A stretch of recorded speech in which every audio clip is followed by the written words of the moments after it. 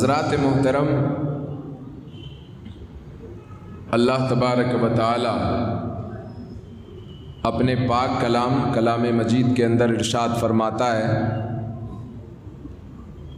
کیا انسان یہ گمان کرتا ہے کہ ہم نے اس کو بے مقصد خلق کیا ہے؟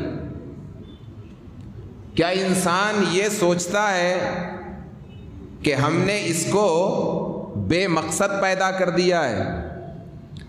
اس کے پیدا کرنے کا کوئی مقصد ہی نہیں ہے۔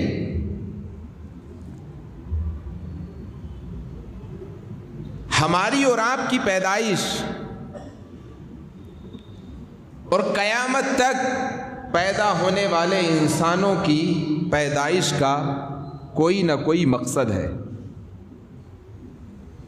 اس کائنات کے اندر جتنی چیزوں پر آپ غور کریں گے، جتنی چیزوں پر آپ فکر کریں گے، جتنی چیزوں کے بارے میں آپ سوچیں گے، ان کا اپنا کوئی نہ کوئی ایک مقصد ہے۔ مثال کے طور پر فور ایگزامپل اسی مائک کو لے لیجئے۔ اس مائک کا ایک مقصد ہے۔ وہ مقصد کیا ہے؟ میری آواز کو آپ تک پہنچانا، یہی تو اس کا مقصد ہے۔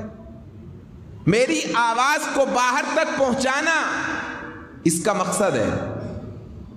سورج کا مقصد پوری کائنات کو روشنی دینا، چاند کا مقصد پوری کائنات کو روشن کرنا۔ ہر چیز کا اپنا کوئی ایک مقصد ہے۔ وہ چیزیں جو عقل نہیں رکھتی، وہ چیزیں جو جان نہیں رکھتی، جب ان کا اپنا کوئی مقصد ہے تو ہم انسان جو اشرف المخلوقات ہے، جو تمام مخلوقات سے برتر ہے، اس کا کوئی اپنا مقصد نہیں ہوگا؟ بے شک انسان کا کوئی نہ کوئی مقصد ہے۔ حضرات محترم، یہ کائنات، اس کائنات پر آپ غور کریے۔ کلام مجید تو آپ پڑھتے نہیں، کلام مجید جب آپ پڑھیں گے تو آپ کو معلوم چلے گا۔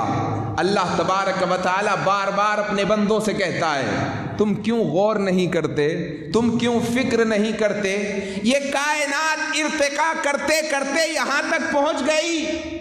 پہلے جمادات کو پیدا کیا گیا، جمادات پتھروں کو، اس کے بعد نباتات کو پیدا کیا گیا، اس کے بعد حیوانات کو پیدا کیا گیا۔ حضرات محترم، حیوانات کے بعد پھر انسان کی باری آئی۔ اب جمادات کے اندر عقل نہیں ہوتی، پتھروں کے اندر تھوڑی نہ عقل ہوتی ہے، نہ نباتات کے اندر عقل ہوتی ہے۔ کسی پیڑ کو دیکھا ہے کہ وہ عقل رکھتا ہو؟ نہ حیوانات کے اندر عقل ہوتی ہے۔ کسی حیوان کو دیکھا ہے کہ وہ عقل رکھتا ہو؟ نہیں رکھتا، اور نہ یہ وہ دعویٰ کرتا ہے کہ میں انسان کی طرح ہوں۔ کسی پتھر کو دیکھا ہے دعویٰ کرتے ہوئے کہ اس نے کہا ہو کہ میں کسی پیڑ کی طرح ہوں، یا کسی پیڑ نے دعویٰ کیا ہو کہ میں کسی حیوان کی طرح ہوں، یا کسی حیوان نے دعویٰ کیا ہو کہ میں انسان کی طرح ہوں؟ نہیں کرتے، کیونکہ ان کے اندر عقل نہیں ہے۔ عقل کا شعور انسان کے اندر اللہ تبارک و تعالی نے رکھا ہے۔ اور حضرات محترم، کیا انسان یہ غور کرتا ہے کہ اس کو بے مقصد پیدا کیا گیا ہے؟ ہر چیز کا کوئی نہ کوئی مقصد ہے۔ حضرات محترم، جب چیزوں کا مقصد ہے تو پتہ چلا انسان کا بھی کوئی مقصد ہے۔ یہ بے مقصد زندگی پیدا نہیں کر دی گئی کہ آپ نے کھایا پیا اور سو گئے۔ حضرات محترم، اس زندگی کا کوئی نہ کوئی مقصد ہے۔ اور مثال کے طور پر آگے بڑھیے، اگر اس زندگی کا مقصد نہ ہوتا تو پھر قیامت کا تصور نہ دیا جاتا۔ یوم آخرت پر، قیامت کے دن پر جو مسلمان ہے حضرات محترم وہ ایمان رکھتا ہے، قرآن پڑھو تو جگہ جگہ قیامت کا تذکرہ ملے گا، قرآن پڑھو تو جگہ جگہ پر رب قدیر قیامت کے دن کی آپ کو حضرات محترم اشارہ کرتا ہوا نظر آئے گا۔ قیامت کا دن ہے، اس زندگی کا مقصد ہے، اس مقصد کا پھل قیامت کے دن آپ کو ملنے والا ہے۔ حضرات محترم، اگر ایسا نہ ہوتا تو پھر یہ عدل نہیں ہوتا، اگر قیامت کا دن نہ ہوتا تو انسان کی زندگی کا کوئی مقصد نہیں ہوتا۔ مثال کے طور پر آپ کو بھی 65 سال کی زندگی ملتی ہے، 70 سال کی زندگی، اس سے بڑے تو 75، اگر اس سے بڑے تو 80، لیکن اب 80 ہو نہیں رہی ہے۔ قیامت جتنی قریب آتی جائے گی، نبی پاک کا فرمان ہے عمریں اتنی کم ہوتی چلی جائیں گی۔ حضرات محترم، ایک طرف مسلمان ہے، ایک طرف مجرم ہے۔ مجرم قرآن کی اصطلاح میں مجرم اس کو کہا جاتا ہے جو اللہ تبارک و تعالیٰ کا باغی ہو، اور باغی کسے کہتے ہیں؟ باغی اسے کہتے ہیں جو اللہ کی عبادت کو چھوڑ کے کسی دوسرے کی عبادت کرے۔ قرآن کی اصطلاح میں اس کو مجرم کہا جاتا ہے جو خدا وحدہ لا شریک کی عبادت کو چھوڑ کر کے کسی دوسرے کی عبادت کرتا ہے۔ قرآن کی اصطلاح میں وہ مجرم ہے، اللہ کا باغی ہے۔ ایک طرف مسلمان ہے، ایک طرف مجرم ہے۔ مجرم آپ سمجھ گئے، پوری کائنات کے اندر جو اللہ کا باغی ہے، اللہ کی عبادت نہیں کرتا، قرآن اس کو مجرم کہتا ہے۔ ایک طرف مسلمان ہے، ایک طرف مجرم ہے۔ حضرات محترم، مسلمان کی بھی زندگی 70 سال یا 65 سال ہو رہی ہے، مجرم کی زندگی بھی 60 سال یا 65 سال ہو رہی ہے۔ لیکن آپ سوچتے ہوں گے، آپ کے دماغوں میں یہ سوال آتا ہوگا، یہ کوشچن ریز ہوتا ہوگا، کیا معاملہ ہے؟ ہم تو مسلمان ہیں، اللہ کی عبادت بھی کر رہے ہیں، سجدے بھی کر رہے ہیں، روزہ بھی رکھ رہے ہیں، صاحب استطاعت ہیں تو حج بھی کر رہے ہیں، صاحب استطاعت ہیں تو زکوٰۃ بھی دے رہے ہیں، لیکن کیا وجہ ہے کہ انعام و اکرام کی بارشیں تو مجرموں پہ ہو رہی ہیں؟ حضرات محترم، وہ تو بزنس ٹائکون کھڑے کر رہے ہیں، وہ تو پوری دنیا کو مسخر کر رہے ہیں، پوری دنیا ان کے قدموں میں جھکی ہوئی ہے۔ آخر وجہ کیا ہے؟ ہم اللہ کو مان رہے ہیں، وہ اللہ کے مجرم ہیں، ہم اللہ کی عبادت کر رہے ہیں، وہ اللہ کے باغی ہیں، لیکن انعام و اکرام کی بارشیں تو ان پہ ہو رہی ہیں، رحمتوں کی برسات تو ان پہ ہو رہی ہے۔ حضرات محترم، ولا تو ان کے پاس ہیں، لگژری کار تو ان کے پاس ہیں، پیسہ روپیہ تو ان کے پاس ہے، ڈالر تو ان کے پاس ہے۔ ہمارے پاس میں کیا ہے؟ ہم اللہ کی عبادت کر رہے ہیں، وہ تو عبادت بھی نہیں کر رہے، لیکن آخر ماجرا کیا ہے؟ حضرات محترم، تو اس کے لیے اس دنیا کے اندر اگر عدل نہیں ہوتا تو یہ فطرت تقاضا کرتی ہے کہ ایک دن ایسا ہونا چاہیے تھا جہاں پر اس انسان کو اس کا بدلہ دیا جائے گا۔ اور حضرات محترم، اسی کو قرآن بارہا دنیا کے سامنے پیش کرتا ہوا نظر آ رہا ہے۔ اگر یہاں پر عدل نہیں ہو سکتا تو فطرت تقاضا کرتی ہے کہ عدل کا کوئی دن تو ہو، انصاف کا کوئی دن تو ہو، جو اس زندگی کا انصاف کیا جائے۔ اسی لیے اللہ تبارک و تعالی نے آخرت کا دن رکھا ہے، وہاں پر سب کے ساتھ انصاف کر دیا جائے گا۔ جو اللہ کے باغی تھے ان کے لیے ہمیشہ ہمیش کے لیے جہنم کر دی جائے گی۔ جو اللہ کے وفادار ہیں، اس دنیا میں رہ کر کے اس کی عبادت کرتے ہیں، اس کے احکام کو بجا لاتے ہیں، رسول اللہ کے بتائے ہوئے فرمان پر عمل کرتے ہیں، ان کے لیے جنت کا وعدہ کر دیا گیا ہے۔ کیسے عقل کے اندھے ہیں حضرات محترم، جو اس دنیا پر اور اس کائنات پر غور نہیں کرتے، فکر نہیں کرتے۔ کائنات کے اندر فکر کیجئے، اللہ تبارک و تعالی نے اپنی وحدانیت کا اقرار کلام مجید کے اندر یوں کرایا ہے۔ حضرات محترم، کون ہے وہ جو آسمان سے بارشیں نازل کرتا ہے؟ وہی اللہ ہے۔ اسی برسات سے حضرات محترم تمہاری فصلیں اگتی ہیں، اسی برسات سے تمہارے شجر حضرات محترم اگائے جاتے ہیں، اور اسی برسات کے پانی سے تمہارے جانور پانی پیتے ہیں۔ وہی اللہ ہے جس نے درختوں کو پیدا کیا ہے، وہی اللہ ہے جس نے سمندروں کو تمہارے لیے مسخر کر دیا ہے۔ اور اتنا ہی نہیں، آگے فرماتا ہے میرا رب، یہی سمندر جس کو تمہارے لیے مسخر کیا گیا، اسی کے اندر اللہ تبارک و تعالی نے حلال رزق رکھ دیا ہے۔ حضرات محترم، وہ رزق کیا ہے آپ جانتے ہیں؟ حضرات محترم، فش کی صورت میں، مچھلیوں کی صورت میں جو سمندر سے نکلتا ہے، کتنا پاک رزق ہے، کتنا حلال رزق ہے۔ اللہ تبارک و تعالی آگے فرماتا ہے، اور اسی پر بس نہیں، اگر سمندروں کے اندر اور غور کرو گے تو اللہ تبارک و تعالی نے اس میں تمہارے تمہارے لیے ہیرے جواہرات بھی رکھ دیے ہیں۔ حضرات محترم، اب اسی کا لوگ انکار کر رہے ہیں، اسی پر اللہ تبارک و تعالیٰ کے باغی ہیں۔ کائنات کی ہر نعمت کون عطا کر رہا ہے؟ وہی اللہ ہے جس نے کائنات کا کریشن کیا ہے، جس نے تجھے اور مجھے پیدا کیا ہے۔ تو فطرت تقاضا کرتی ہے کہ آخرت کا ایک دن ہو جہاں پر انصاف کر دیا جائے۔ آج جو کوشچن تمہارے اور میرے ذہنوں کے اندر ریز ہو رہا ہے کہ باغیوں پر تو انعام کی بارشیں ہو رہی ہیں مگر مسلمان پستا ہوا نظر آ رہا ہے، تو حضرات محترم یہاں پہ تو کوئی قانون ہے نہیں۔ آپ سب جانتے ہیں کہ قانون اندھا ہوتا ہے، ویسے بھی قانون کی آنکھوں پہ کالی پٹی باندھ دی جاتی ہے۔ اگر قانون یہاں اس دنیا میں اندھا ہے تو آخرت میں اندھا نہیں ہوگا، وہاں پر اس رب تبارک و تعالیٰ کا قانون ہوگا۔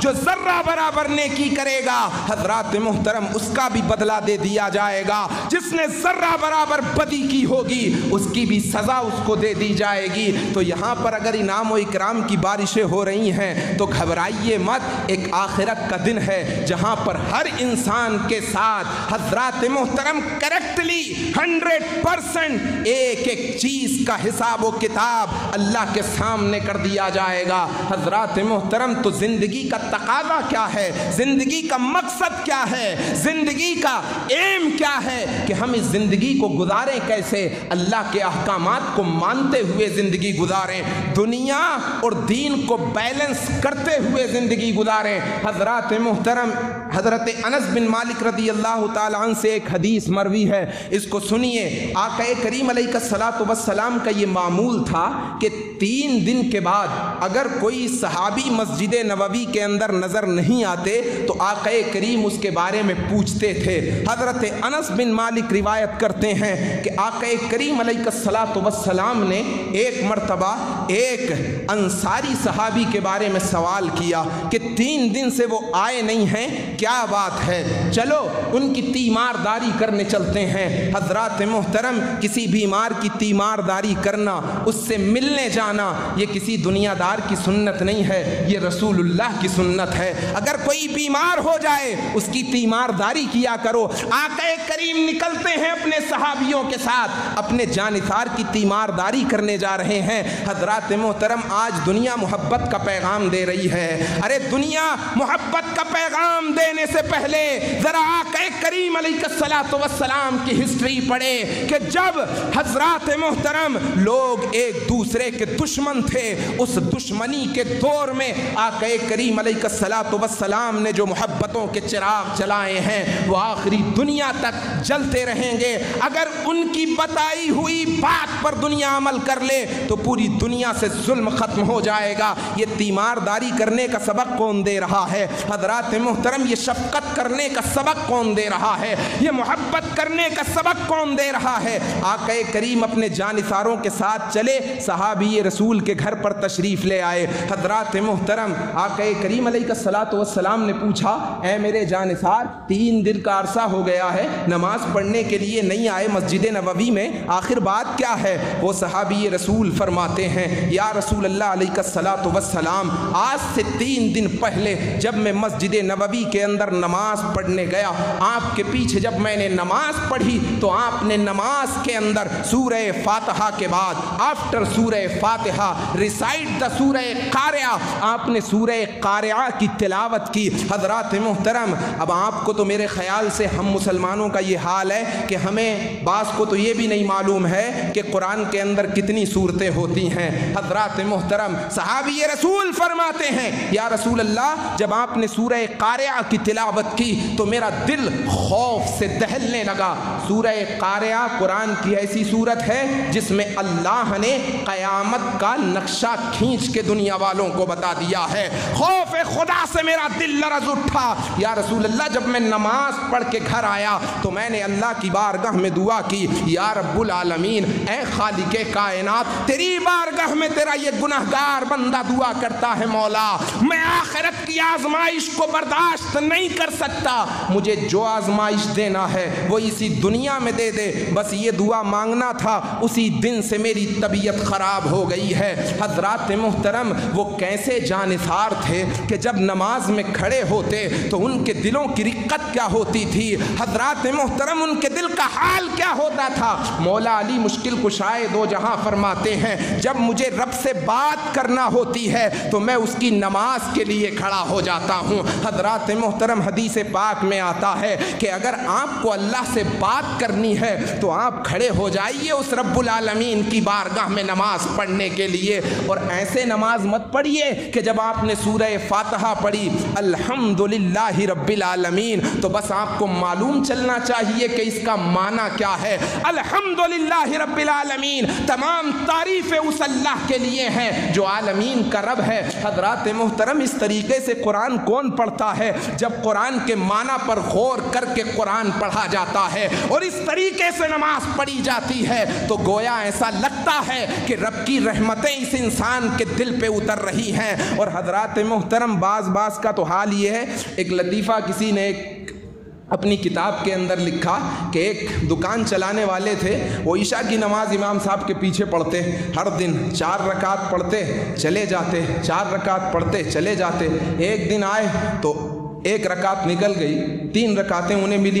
अब नमाज पढ़ने के बाद में बड़े परेशान, बड़े हैरान। हज़रात मोहतरम इमाम साहब ने पूछा, साहब परेशान क्यों हैं, हैरान क्यों हैं? कहा हज़रत गज़ब हो गया। कहा क्या गज़ब हो गया? कहा आज 1 रकात छूट गई। तो क्या हुआ 1 रकात छूट गई? कहा आज से पहले 4 पढ़ता था, जब तक आप 4 पढ़ाते थे पूरा हिसाब व किताब दुकान का कर लिया करता था, आज 1 छूट गई है, मेरी दुकान का हिसाब व किताब रह गया है। हमारी नमाजें ये हैं हज़रात मोहतरम, एटलीस्ट कम अज कम मुसलमान होने के नाते कुरान पाक का जो आखिरी पारा है अम्मा पारा, उसके अंदर छोटी छोटी सूरतें हैं और उमूमी तौर पर तमाम मस्जिदों के अंदर इमाम साहब उसी पारे से कलाम मजीद की तिलावत करते हैं जब नमाज पढ़ाते हैं। अरे एटलीस्ट कम अज कम इतना तो कर लो कि आखिर की 10 सूरतें माना के साथ आपको याद हो जाएं। जब माना के साथ आपको याद होंगी तो इंशाअल्लाह आपको कुरान का नूर भी मिलेगा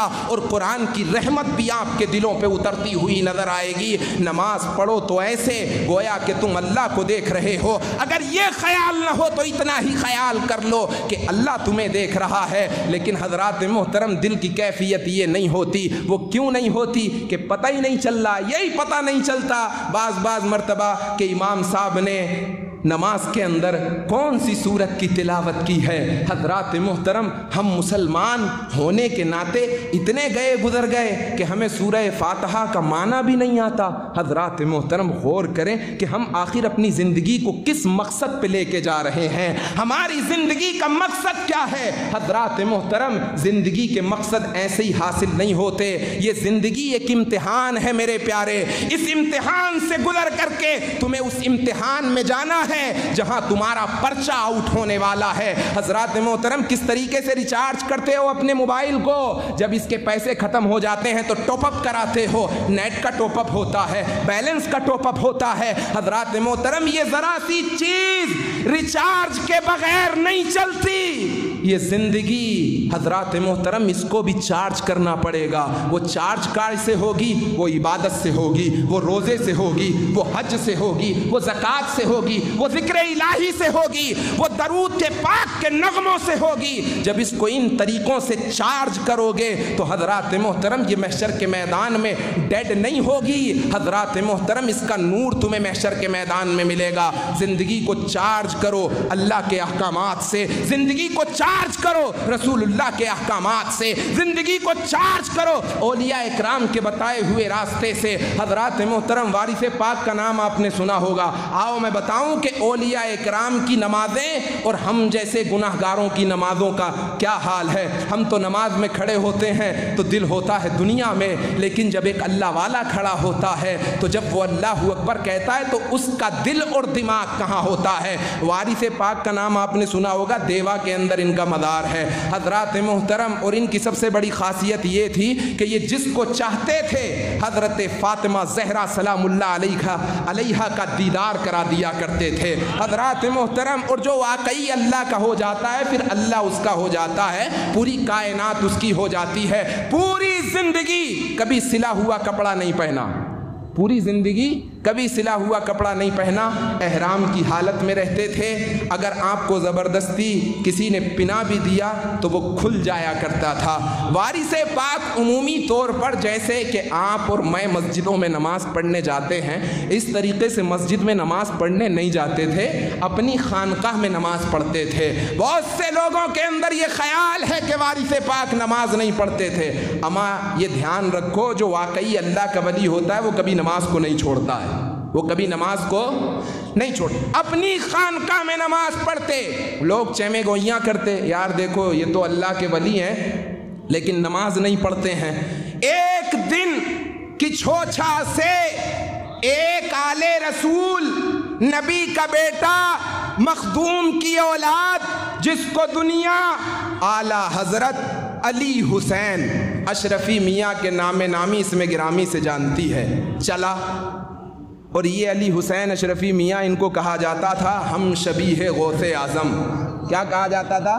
ہم شبیہ غوث اعظم، یعنی کہ اگر کسی کو غوث پاک دیکھنا ہو تو وہ اعلیٰ حضرت علی حسین اشرفی میاں کو دیکھ لے۔ حضرات محترم، اور نبی کے بیٹے ایسے ہی ہوتے ہیں، جب گلیوں سے گزرتے ہیں تو ان کے چہرے کو دیکھ کے لوگ ایمان قبول کر لیتے ہیں۔ اور اعلیٰ حضرت علی حسین اشرفی میاں کی یہ ذات تھی، جس گلی سے گزرتے تھے اگر غیر آپ کے چہرے کو دیکھ لیتا تھا تو کچھ پوچھنے کی ضرورت نہیں ہوتی تھی، ارے جب نبی کا بیٹا ایسا ہے تو اس کے نبی کیسے ہوں گے، اس کا مذہب کیسا ہوگا، اس کا دین کیسا ہوگا۔ بس کلمہ پڑھ کے مسلمان ہو جاؤ تو ہم شبیہ مصطفیٰ، ہم شبیہ غوث اعظم آپ کو کہا جاتا ہے، ہم شبیہ غوث اعظم آپ کو کہا جاتا ہے۔ جس گلی سے گزرتے تھے آپ کے چہرے کو دیکھ کر کے لوگوں نے اسلام قبول کیا۔ چلا کچھوچا سے، حضرات محترم، ایک ولی چلا تو دوسرے ولی کو خبر ہو گئی۔ اس وقت موبائل نہیں تھا، آج تو ہم گھر سے چلتے ہیں تو پہلے ہی انفارم کر دیتے ہیں کہ میں آ رہا ہوں۔ آپ اگر یہاں سے بنگلور جائیں تو اپنے ملنے والے کو پہلے ہی انفارم کرتے ہیں، صاحب میں آ رہا ہوں، میرا بندوبست کر لینا۔ اس وقت کوئی موبائل نہیں تھا، ایک ولی چلا، دوسرے ولی کو خبر ہو گئی، سبحان اللہ، پہلے سے ہی استقبال کے انتظام شروع۔ کی چھوچھا سے اور دیوا کا راستہ میرے خیال سے اگر آپ ٹرین سے جائیں گے تو 4 یا 5 گھنٹے کا راستہ ہے، اگر آپ ٹرین سے جائیں گے۔ ادھر سے چلا، ادھر خبر ہو گئی۔ کون سے موبائل نے خبر دے دی؟ کوئی موبائل تھا اس وقت، کوئی تار تھا، کوئی خط لکھا، پھر وہ کون سی چیز تھی جس نے خبر دے دی؟ ذرا غور کریں، آپ غور کریں اپنی زندگی پہ اور تلاش کریں ان تمام چیزوں کو۔ آخر وہ کون سی چیز تھی کہ ادھر سے وہ چلے اور ادھر انہیں خبر ہو گئی، خانقاہ سے نکلے، استقبال کے لیے کھڑے ہو گئے باہر، ابھی آئے نہیں اعلیٰ حضرت علی حسین اشرفی میاں۔ حضرات محترم، عصر کی نماز سے پہلے پہنچے اعلیٰ حضرت علی حسین اشرفی میاں، استقبال کے لیے کھڑے ہیں حضرت وارث پاک۔ معانقہ ہوا، مصافہ ہوا، خیریت ہوئی، خانقاہ میں گئے، ادھر عصر کی نماز کا وقت ہو گیا۔ جیسے ہی عصر کی نماز کا وقت ہوا، حضرت وارث پاک نے کہا آپ آج نماز کی امامت کرائیے۔ حضرت اعلیٰ حضرت علی حسین اشرفی میاں نے فرمایا نہیں آپ کرائیے۔ اصرار پر اصرار بڑھا، حضرت وارث پاک نے کہا نہیں آپ میرے مہمان ہیں، آپ پڑھائیے۔ مہمان کی مہمان نوازی کرنا یہ سنت رسول اللہ ہے۔ کیا ہے؟ کیا ہے؟ ہاں، کبھی مہمان اگر گھر میں آ جائے تو ناک مت چڑھایا کریے، بھوئیں مت چڑھایا کریے۔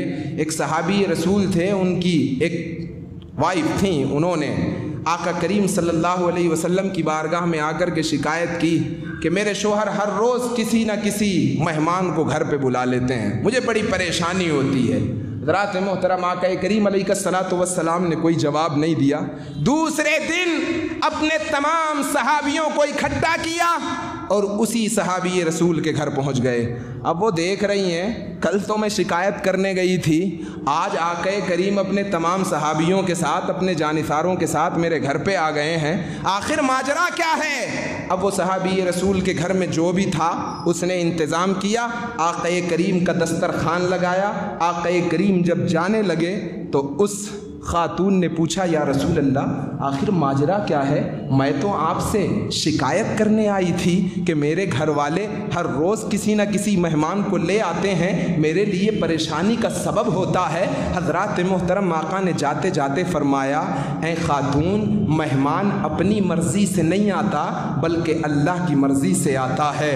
مہمان خالی ہاتھ نہیں آتا، رحمتیں ساتھ لاتا ہے، برکتیں ساتھ لاتا ہے، فضل ساتھ لاتا ہے، کیونکہ اپنی مرضی سے نہیں آیا، اللہ کی مرضی سے آیا۔ اور سب سے بڑی بات یہ کہ وہ رحمتیں دے کے جاتا ہے، برکتیں دے کے جاتا ہے، اللہ کا فضل دے کے جاتا ہے، اللہ کی نعمتیں دے کے جاتا ہے۔ جانتے ہو جب واپس جاتا ہے تو کیا ساتھ لے کے جاتا ہے؟ یا رسول اللہ نہیں معلوم۔ کہا سنو، جب واپس جاتا ہے تو تیرے گھر کی تمام بلائیں اور تمام گناہ اپنے ساتھ لے کے جاتا ہے۔ اتنی بڑی برکت ہے مہمانوں کی عزتیں کیا کریں۔ حضرات محترم، یہ کوئی ضروری ہے کہ مہمان آ جائے تو آپ کو مرغ مسلم ہی کھلانا ہے؟ یہ کوئی ضروری نہیں ہے، یہ نہیں لکھا ہے حدیث پاک میں کہ مہمان آئے گا تو آپ اس کو مرغ مسلم کھلائیں گے، بریانی کھلائیں گے، ٹکا کھلائیں گے، پزا کھلائیں گے۔ گھر میں جو بھی ہو اس کو کھلا دیجئے، اسی کو مہمان نوازی کہا جاتا ہے۔ مگر ہاں، دل کے اندر کسک پیدا نہیں ہونا چاہیے، جب مہمان آئے تو دل سخیوں کی طرح کھل جائے، بس اسی کو کہتے ہیں کہ ہاں یہ دل مہمانوں کی عزت کرتا ہے۔ عصر کا وقت ہو گیا، وارث پاک نے کہا حضرت نماز پڑھائیے۔ آج پورا مجمع دیکھ رہا ہے کہ آج تک وارث پاک کھل کر کے مسجد کے اندر نماز نہیں پڑھ رہے تھے۔ آج ایک اللہ والا آیا ہے کہ چھوچا سے نبی کا اور مخدوم کا بیٹا آیا ہے، فاطمہ کا لال آیا ہے، آج مسجد کے اندر وارث پاک ہیں، جم غفیر ہے مجمع کا۔ حضرات محترم، عصر کی نماز کا وقت ہوا، اعلیٰ حضرت علی حسین اشرفی میاں نے نماز پڑھائی، نماز پڑھ کے وارث پاک بھی فارغ ہوئے، مجمع بھی ادھر ادھر ہو گیا۔ اب حضرات محترم، مریدوں کی عادت ہوا کرتی ہے کہ وہ ہر سوال اپنے پیر سے کیا کرتے ہیں۔ جب اعلیٰ حضرت علی حسین اشرفی میاں چلے گئے تو مریدوں نے پوچھا حضرت آخر ماجرا کیا ہے؟ اب تک تو آپ مسجد کے اندر امام کے پیچھے نماز نہیں پڑھتے تھے، آج آپ نے امام کے پیچھے نماز کیسے پڑھ لی؟ اب تک تو آپ اپنی خانقاہ میں نماز ادا کرتے تھے، آج آپ نے امام کے پیچھے نماز کیسے ادا کی؟ کہا سنو، جب امام آیا وہ کچھوچا سے چلا تو رب کی رحمتیں ساتھ لا رہا تھا، برکتیں ساتھ لا رہا تھا، فضل ساتھ لا رہا تھا۔ جب مصلی پہ کھڑا ہوا تو حضرات محترم جیسے ہی اس نے اللہ اکبر کہا، آپ فرماتے ہیں وارث پاک میں ایسے امام کے پیچھے نماز کیسے پڑھوں؟ جب اللہ اکبر کہتا ہے تو کبھی دودھ کی دکان پہ ہوتا ہے، کبھی کسائی کی دکان پہ ہوتا ہے، کبھی سی بی ٹی کے اندر ہوتا ہے، کبھی حضرات محترم کٹاریا کی دکان میں ہوتا ہے، میں ایسے امام کے پیچھے کیسے نماز پڑھوں؟ آج ایک ایسا امام آیا ہے جب اس نے اللہ اکبر کہا ہے تو خود بھی اللہ اکبر کہتے ہوئے خدا کے جلووں میں پہنچ گیا ہے، مجھے بھی خدا کے جلووں میں پہنچا دیا ہے۔ حضرات محترم کہا ایسی امام کے پیچھے آج میں نے نماز پڑھی ہے، خود بھی رب کے جلووں میں پہنچا، مجھے بھی رب کے جلووں میں پہنچا دیا ہے۔ اللہ تبارک و تعالی ہم سب کو ایسی نماز کا صدقہ عطا فرمائے اور ہر مسلمان کو یہ توفیق دے مولا کہ کم از کم کلام مجید کا اتنا حصہ تو آپ یاد کر لیں، قرآن کی 10 آخری سورتیں تو آپ یاد کر لیں، ارے اتنا ہی نہیں ہو رہا تو 5 یاد کر لیں، لیکن معنی کے ساتھ میں یاد کریں۔ سورہ فاتحہ کا معنی آپ کو آنا چاہیے، جب تک آپ اس کے ٹرانسلیشن میں ڈیپلی غرق ہو کے جب تک آپ نماز نہیں پڑھیں گے آپ کو نماز کا لطف نہیں آئے گا۔ اگر نماز کا لطف لینا ہے معنی کے ساتھ آپ پڑھیے۔ گانے تو آپ یاد کر لیتے ہیں، ہپ ہاپ کے گانے آپ کو یاد ہیں، بالی ووڈ سے لے کر کے ہالی ووڈ تک کے گانے آپ کو یاد ہیں، آپ کو کلام مجید بھی تو یاد کرنا چاہیے۔ خدا را ہم مسلمان ہیں، ہمارا یہ فرض بنتا ہے کہ ہم شان مسلمانی ظاہر کریں۔ اگر گانے یاد کر سکتے ہو تو قرآن بھی یاد کر سکتے ہو، قرآن کا یہ معجزہ ہے کہ ہر انسان کے سینے میں محفوظ ہو جاتا ہے۔ قرآن کوئی ہارڈ کتاب نہیں ہے، ایک 7 سال کا بچہ یاد کر لیتا ہے تو 25 سال کا نوجوان یاد نہیں کر سکتا، یاد کر سکتا ہے، مگر توفیق ہونا چاہیے، وہ جذبہ ہونا چاہیے، وہ ایمان اور ایقان ہونا چاہیے کہ ہاں میں اس کو یاد کروں گا۔ ہر چیز یاد ہوتی ہے حضرات محترم، ایسا نہیں ہے۔ اور یہ تو قرآن ہے، قرآن آپ اس کو یاد کر کے دیکھیے، آپ کو اپنے آغوش میں لے لے گا۔ آپ یاد کر کے دیکھیں، ایک زندہ مثال میں آپ کے سامنے کھڑا ہوں۔ 7 مہینے 25 دن میں حفظ کیا تھا میں نے، کتنے؟ 7 مہینے 25 دن میں، مگر ایک لگن تھی، ایک حوصلہ تھا، ایک دیوانہ پن تھا، ایک دیوانگی تھی کہ بس اس کو یاد کرنا ہے۔ 10th کلاس پاس کر کے آیا تھا، لیکن ایک لگن تھی، دیوانہ پن تھا کہ یاد کرنا ہے۔ یاد کر لیا، میں کوئی ماں کے پیٹ سے تھوڑی یاد کر کے آیا تھا۔ تو حضرات محترم، انسان کو لگن ہونا چاہیے، دیوانہ پن ہونا چاہیے۔ آپ جیسے ہی کلام مجید میں گھسیں گے، آپ کو اپنی آغوش میں لے لے گا۔ یہ آپ یہ مت سوچئے کہ میرا تلفظ خراب ہے، آج کل تو اتنی زیادہ آسانیاں ہو گئی ہیں، یوٹیوب کھنگالیے، آپ کو کلام مجید اچھی صورت میں مل جائے گا، سنیے، بار بار سنیے، لیکن خدا را کلام مجید یاد کریے جو آپ نماز کے اندر پڑھ رہے ہیں، آپ کو اس کا معنی آنا چاہیے، تبھی آپ تمام چیزوں سے رکیں گے۔ ادروائز تو پھر حضرات محترم وہی ہے کہ طریق مصطفیٰ کو چھوڑنا ہے وجہ بربادی، اسی سے قوم دنیا میں ہوئی بے اقتدار اپنی، ہمیں کرنی ہے شہنشاہ بطحا کی رضا جوئی، وہ اپنے ہو گئے تو رحمت پروردگار اپنی۔ جیسا کہ آپ سب جانتے ہیں، ہر جمعے کو ہماری اس مسجد کے لیے اعلان کیا جاتا ہے، انشاءاللہ بہت جلد آپ دیکھیں گے کہ یہاں پہ کیمرے وغیرہ نصب کر دیے جائیں گے، تو لہذا میری آپ سے بڑی مؤدبانہ، بڑی عاجزانہ گزارش ہے کہ آپ اپنی محبتوں کا نذرانہ پیش کریں۔ اللہ تبارک و تعالی آپ کے دینے کو اپنی بارگاہ میں قبول و منظور فرما کر دین و دنیا میں اس کا بہترین اجر اور صلہ عطا فرمائے۔